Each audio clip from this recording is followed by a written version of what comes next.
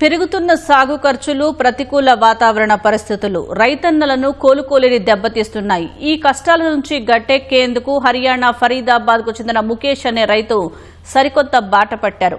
ఒకప్పుడు వరి, గోధుమలు వంటి సాంప్రదాయ పంటలు సాగు చేస్తూ తీవ్ర నష్టాలు చవిచూసిన ముఖేష్ ఆ సమస్యలకు చెక్ పెట్టాలని గట్టి నిర్ణయం తీసుకున్నారు.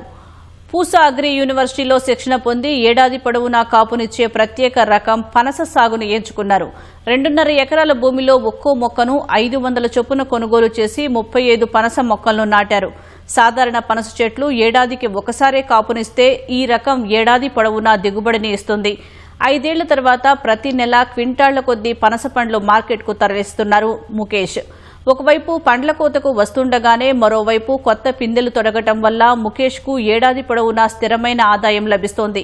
ఇప్పుడు చుట్టుపక్కల రైతులంతా పనస సాగుపై ఆసక్తి చూపిస్తున్నారు. మారుతున్న కాలానికి అనుగుణంగా మార్కెట్ డిమాండ్ను బట్టి ప్రత్యామ్నాయ పంటలను ఎంచుకుంటే వ్యవసాయాన్ని లాభాల బాట పట్టించవచ్చని ఈ రైతు నిరూపించారు.